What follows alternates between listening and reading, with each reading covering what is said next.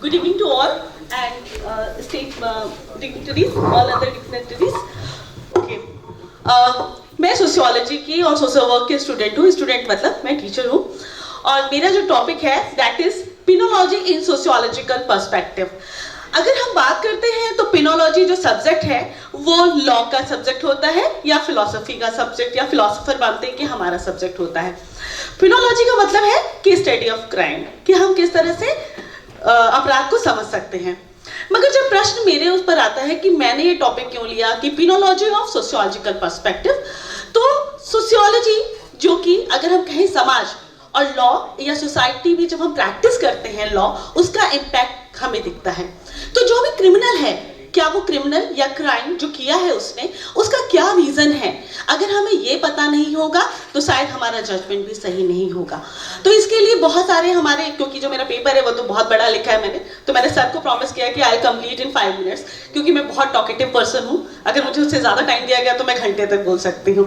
तो मैं अपना सिर्फ 5 मिनट में मैंने पेपर में क्या मेन लिखा है वो बताती हूँ. तो पिनोलॉजी कॉन्सेप्ट में नहीं जाती हूँ, आप सभी विद्वजन हैं और सभी जानते हैं कि पिनोलॉजी क्या होती है, लॉ के स्टूडेंट्स हैं और जो लॉ से रिलेटेड है. दूसरा होता है इवोल्यूशन ऑफ पिनोलॉजी सिस्टम या सेंटेंस जो हम करते हैं कि किस तरह से सेंटेंस किया जाता था. तो हर युग में, क्योंकि हम एंशिएंट, मेडिवल और मॉडर्न पीरियड की बात करते हैं, एंशिएंट में मुझसे पहले जो मेरे स्पीकर थे उन्होंने एंशिएंट पीरियड के बारे में, मनु के बारे में और कौटिल्य के बारे में बता दिया है, तो उस पर मैं नहीं जाऊंगी.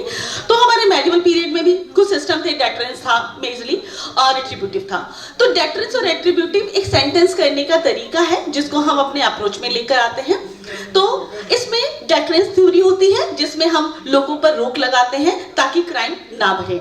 रेटरेंस इसी से संबंधित रेट्रिब्यूटिव भी होता है जिसमें हम निषेध करने की कोशिश करते हैं. वन इस कॉन्सेप्ट इज कॉल्ड प्रिवेंटिव, यानी समाज में जो अपराध हो रहा है उसको हम रोक कैसे सकते हैं, प्रिवेंशन. क्योंकि सोसाइटी में जो क्राइम कर देते हैं या किसी वजह से किए हैं तो वो सोसाइटी के लिए भी खतरा हो सकते हैं, तो हमें सोसाइटी को भी बचाना है. तो उसके लिए हम प्रिवेंटिव अप्रोच इस्तेमाल करते हैं.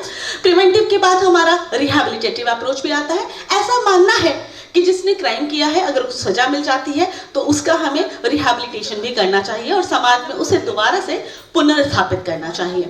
इसके बाद एक हमारा जो एक कॉन्सेप्ट है रेस्टोरेटिव जस्टिस. समाज में यदि किसी के साथ गलत हुआ है तो प्रिंसिपल ऑफ विक्टिमोलॉजी होता है कि हमारे साथ अगर गलत हुआ है तो हम भी चाहते हैं कि जिस व्यक्ति ने मेरे साथ गलत किया है वो सजा पाए. That is called restorative justice और इसको हम प्रिंसिपल ऑफ विक्टिमोलॉजी की तरह से मानते हैं.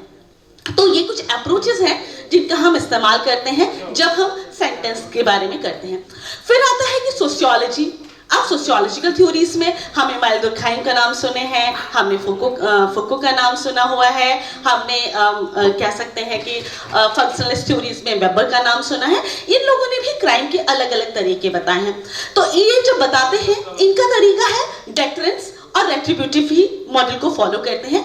फुको का मानना है कि जो समाज है वो प्रिजन का जो कॉन्सेप्ट है उनका, कि हमें समाज में ऐसा बनाना चाहिए कि हम निगरानी में रहें. क्योंकि हम कुछ गलत करते हैं, अगर हमारे पास सर्वेलियंस होता है तो हम गलत काम करने से पहले करते हैं. यदि हमें चोरी करना है, मैं यहाँ से इजीली चोरी कर लूंगी अगर कोई मुझे देख नहीं रहा है, बट अगर कोई देख रहा है या सर्वेलियंस के अंदर है, मैं चोरी नहीं करूंगी. तो दैट इज ऑल्सो, तो ये फुको का मानना है, इस तरह का है.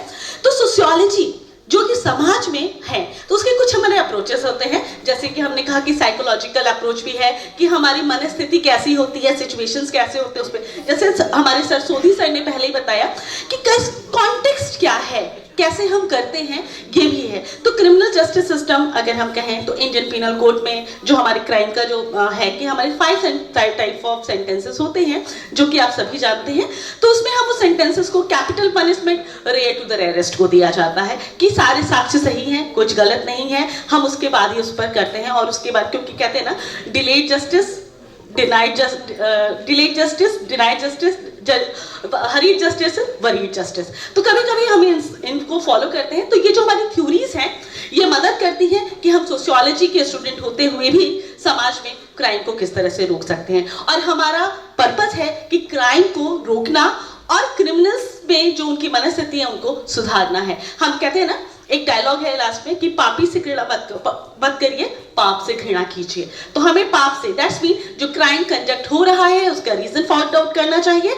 और एज ए सोशियोलॉजिस्ट मैं कॉजल और फंक्शनल रिलेशंस को पता करती हूँ कि समाज में जो ये घटना घट रही है उस घटना घटने का कारण क्या है और वो कारण किस तरह से हम ढूंढ सकते हैं। इसके लिए हमारे पास बहुत सारे कह सकते हैं नॉलेजेबल पर्संस हैं जो कि कर सकते हैं। Thank you for listening.